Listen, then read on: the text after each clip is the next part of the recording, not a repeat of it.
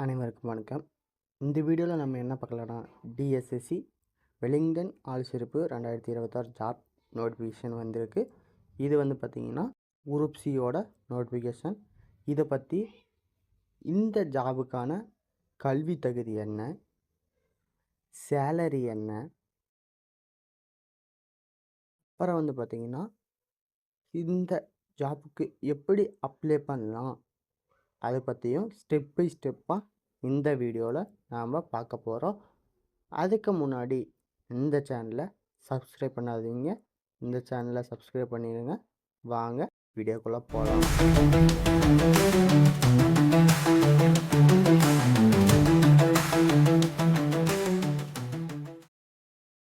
TSSC Wellington காணிப்பணியிட விவரங்கள் 2026.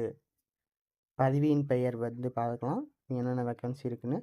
கீழ்நிலை பிரிவு இளைஞர் அவங்களுக்கு 9 வேக்கன்சி இருக்குது. குடிமை மோட்டார் ஓட்டுநர் சாதாரண தரம் அவங்களுக்கு 13 வேக்கன்சி இருக்குது. பல்பணி ஆற்றும் பணியாளர்கள் அலுவலகம் மற்றும் பயிற்சி அவங்களுக்கு 38 வேக்கன்சி இருக்குது. சுருக்கெழுத்திற்கான 2ஆம் நிலை அவங்களுக்கு 5 வேக்கன்சி இருக்குது. மேற்பார்வையாளர்கள் நெட்வொர்க்கிங் அவங்களுக்கு 1 வேக்கன்சி. நெட்வொர்க்கிங் நிர்வாகி அவங்களுக்கு 4 வேக்கன்சி இருக்குது. வன்பொருள் நிர்வாகி 4 வேக்கன்சி இருக்குது. லைன்மேன் 2 வேக்கன்சி இருக்குது. படகு கட்டுப்படுத்துவர் 1 வேக்கன்சி இருக்குது. தொழில்நுட்ப உதவியாளர் அச்சு இயந்திர இயக்குபவர் 1 வேக்கன்சி இருக்குது. மொத்தம் 78 வேக்கன்சி இருக்குது. அடுத்தது பார்த்திங்கன்னா இதில் என்ன பார்க்க போகிறோம்னா, கல்வி தகுதி பற்றி தான் பார்க்க போகிறோம்.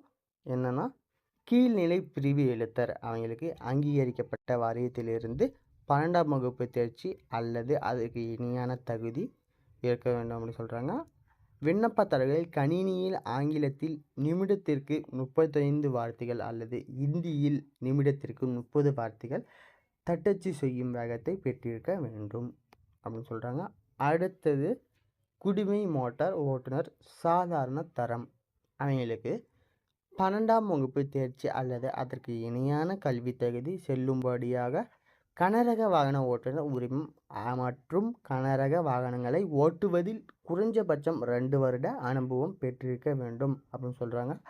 அடுத்தது பல்பணியாற்றும் பணியாளர்கள் அலுவலகம் மற்றும் பயிற்சி அங்கீகரிக்கப்பட்ட வாரியம் அல்லது நிறுவனத்திலிருந்து மெட்ரிகுலேஷன் அல்லது 10ஆம் வகுப்பு தேர்ச்சி அல்லது அதற்கு இணையான தகுதி இருக்க வேண்டும் அப்படின்னு சொல்கிறாங்க. அடுத்தது சுருக்கெழுத்திற்கான 2ஆம் நிலை அதுக்கு 12ஆம் வகுப்பு தேர்ச்சி அல்லது அதற்கு இணையான கல்வி தகுதி விண்ணப்பதாரர்கள் நிமிடத்திற்கு 80 வார்த்தைகள் WBM என்ற வேகத்தில் சுருக்கெழுத்து திறன் சோதனையில் தேர்ச்சி பெற்றிருக்க வேண்டும் அப்படின்னு சொல்கிறாங்க. அடுத்தது மேற்பார்வையாளர் நெட்வொர்க்கிங் அங்கீகரிக்கப்பட்ட பல்கலைக்கழகத்தில் இருந்து பிஇ பிடெக் பட்டம் அல்லது MCA அல்லது கணினி அறிவியல் தகவல் தொழில்நுட்ப பட்டத்துடன் நெட்வொர்க் மற்றும் சர்வர் நிர்வாகத்தில் 2 வருடம் அனுபவம் இருக்கணும் அப்படின்னு சொல்கிறாங்க. அடுத்தது நெட்வொர்க் நிர்வாகி அவங்களுக்கு நெட்வொர்க்கிங் டிப்ளமாவுடன் 12ஆம் வகுப்பு தேர்ச்சி அல்லது கணினி பயன்பாட்டில் இளங்கலை பட்டம் BCA. அடுத்தது CCNA CCNP சான்றிதழ் மற்றும் நெட்வொர்க் நிர்வாகத்தில் 2 வருட அனுபவம் பெற்றிருக்க வேண்டும் அப்படின்னு சொல்கிறாங்க. அடுத்தது வன்பொருள் நிர்வாகி கணினி வன்பொருளில் மேற்பட்ட படிப்புடன் 12ஆம் வகுப்பு தேர்ச்சி அல்லது கணினி பயன்பாட்டில் இளங்கலை பட்டம் VLSI சான்றிதழ் மற்றும் வன்பொருள் நிர்வாகத்தில் 2 வருட அனுபவம் இருக்க வேண்டும் அப்படின்னு சொல்கிறாங்க. லைன்மேன் 12ஆம் வகுப்பு தேர்ச்சியுடன் ஆப்டிக்கல் ஃபைபர் கேபிள் லைன் மேலாண்மையில் டிப்ளமா மற்றும் சம்பந்தப்பட்ட துறையில் குறைஞ்சபட்சம் 2 வருட அனுபவம் இருக்க வேண்டும் அப்படின்னு சொல்கிறாங்க. அடுத்தது படகு கட்டுப்படுத்துபவர் FRP படகுகளை பழுது பார்ப்பதில் குறைஞ்சபட்சம் 2 வருட அனுபவத்துடன் 12ஆம் வகுப்பு தேர்ச்சி அல்லது மரைனே ஃபிட்டர் ட்ரேட்டில் தொழில் பயிற்சி சான்றிதழ் அல்லது ஹிப்ரைட் ஹல் ஹார்டி ஃபைசர் ட்ரேட்டில் இருந்து முன்னாள் இராணுவர் இருக்க வேண்டும் அப்படின்னு சொல்கிறாங்க. அடுத்தது தொழில்நுட்ப உதவியாளர் அச்சு இயந்திர இயக்குபவர் அச்சு இயந்திர ஆப்ரேட்டரில் ITI தேர்ச்சி சான்றிதழ் அல்லது அச்சு இயந்திர ஆப்ரேட்டராக குறைஞ்சபட்சம் 1 வருட அனுபவத்துடன் 10ஆம் வகுப்பு தேர்ச்சி பெற்றிருக்கோம் அப்படின்னு சொல்கிறாங்க. அடுத்தது நம்ம என்ன பார்க்கலாம்னா வயது வரம்பு பற்றி தான் பார்க்க போகிறோம். என்னென்னா இதில் LTC அது அவங்களுக்கு 18 முதல் 27 வயது வரை இருக்குது. சிவிலியர் மோட்டார் ஓட்டுநர் அவங்களுக்கு 18லேருந்து 27 வரைக்கும் இருக்குது. பல்பணி ஊழியர்கள் அவங்களுக்கு 18 முதல் 25 வயது வரை இருக்குது.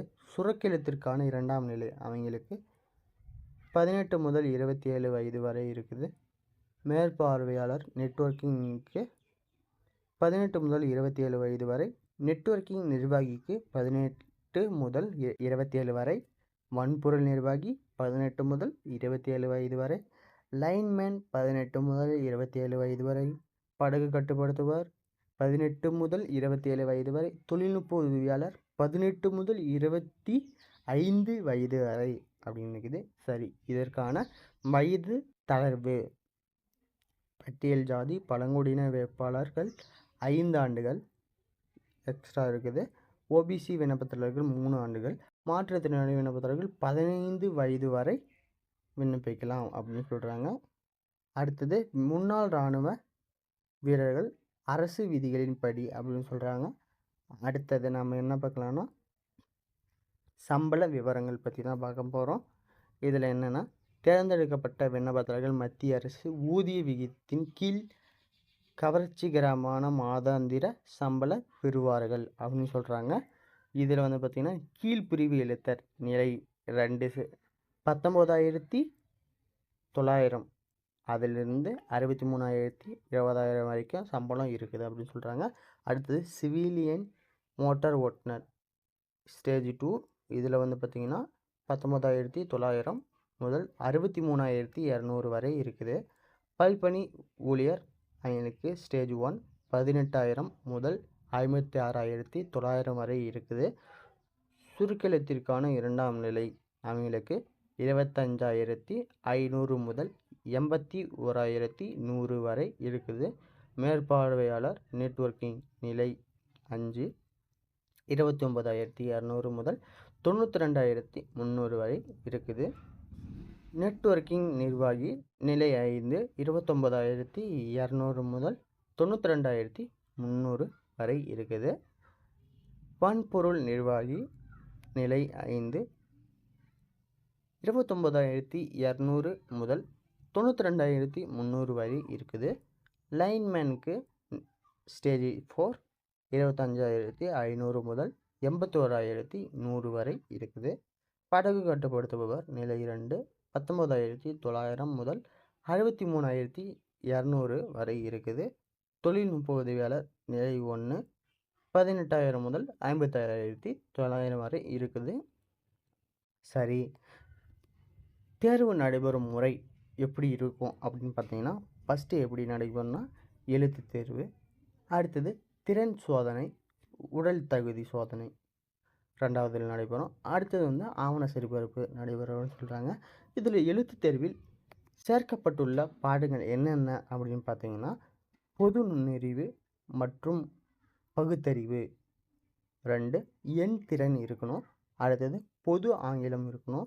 பொது விழிப்புணர்வு, வர்த்தகம் சார்ந்த கேள்விகள் வரும் அப்படின்னு சொல்கிறாங்க. அடுத்தது நம்ம என்ன பார்க்கலாம்னா விண்ணப்ப கட்டணம் பற்றி தான் பார்க்க போகிறோம். விண்ணப்ப கட்டணம் 100 ரூபா.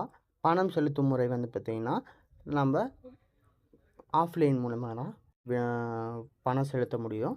அடுத்தது இது முக்கிய தேதிகள் பற்றி பார்க்கலாம். என்னென்னா தொடங்கும் தேதி விண்ணப்பிக்க தொடங்கும் தேதி 23/5/2026. விண்ணப்பிக்க கடைசி தேதி 12/6/2026. இப்போ எப்படி நம்ம விண்ணப்பிப்பது அப்ளை பண்ணுவது அதை பற்றி ஸ்டெப் பை ஸ்டெப்பாக பார்க்கலாம். நான் இந்த லிங்க்கை டிஸ்கிரிப்ஷனில் கொடுத்துருக்கேன், டைரக்ட் லிங்க்கு. அதில் டச் பண்ணிங்க. ஃபஸ்ட்டு ஸ்டெப் என்னென்னா, டிஎஸ்எஸ்சி வெலிங்டன் அதிகாரப்பூர்வ வலைதளத்தை பார்வையிடுவோம். டிஸ்கிரிப்ஷன் லிங்க் கொடுத்துருக்கேன், அதில் போயிருங்க. அடுத்து 2வது ஸ்டெப்பு என்னென்னா, விண்ணப்ப படிவத்தை பிடிஎஃப் வடிவில் பதிவிறக்கம் செய்யவும். அதை டவுன்லோட் பண்ணிடுங்க விண்ணப்பத்தை. அடுத்தது வந்து 3வது ஸ்டெப் என்னென்னா, அந்த விண்ணப்பத்தை படிவத்தை வந்து பார்த்திங்கன்னா கேபிட் லெட்டர் யூஸ் பண்ணி மட்டும்தான் எழுதணும், ஃபில் பண்ணணும் அந்த ஃபார்மை அப்படின்னு சொல்கிறாங்க. 4வது ஸ்டெப்பு, தேவைப்படும் அனைத்து சான்றிதழ்களில் சுய சான்றிதழிக்கப்பட்ட நகல்களை இணைக்கவும் அப்படின்னு சொல்கிறாங்க. அது என்னென்னா, உங்கள் ஒரிஜினல் சர்டிஃபிகேட்டோட ஜெராக்ஸ் காப்பியை அதோட ஜாயின் பண்ணணும் அப்படின்னு சொல்கிறாங்க. அடுத்தது 5வது என்னென்னா, சமீபத்திய பாஸ்போர்ட் அளவு வண்ண புகைப்படத்தை ஒட்டவும். அதாவது உங்களோட பாஸ்போர்ட் சைஸ் ஃபோட்டோ ஒட்டணும். அடுத்தது 6வது ஸ்டெப் என்னென்னா, 100க்கான அதாவது ரூபாய் 100க்கான கேப்பு வரவாளியை இணைக்குவோம் அப்படின்னு சொல்கிறாங்க. நம்ம 100 ரூபா அவங்களுக்கு அனுப்ப போகிறோம், அதில் ஜாயின் பண்ணி தான் அனுப்பணும், கேப்பு ஓலையை அனுப்பணும் அப்படின்னு சொல்கிறாங்க. அடுத்தது விண்ணப்பத்தை கீழ்காணும் முகவரிக்கு அனுப்புவோம். என்ன முகவரிக்கு அப்படின்னு பார்த்தீங்கன்னா, தளபதி பாதுகாப்பு சேவையின் பணியாளர் கல்லூரி, ஓகேவா? அதில் வெலிங்டன் நீலகிரி 64331 தமிழ்நாடு. இந்த அட்ரஸ்க்கு நீங்கள் அனுப்பணும். முக்கிய குறிப்பு என்னென்னா, உரையின் மீது தெளிவாக குறிப்பிடுவோம் அப்படின்னு சொல்கிறாங்க, ஓகேவா? இந்த வீடியோ உங்களுக்கு பிடிச்சிருந்தால் லைக் பண்ணுங்கள். இதே மாதிரி மேலும் வீடியோவுக்கு இந்த சேனலை சப்ஸ்கிரைப் பண்ணுங்கள். இது யூஸ்ஃபுல்லாக இருந்தால் உங்கள் ஃப்ரெண்ட்ஸ்க்கு ஷேர் பண்ணுங்கள். நன்றி.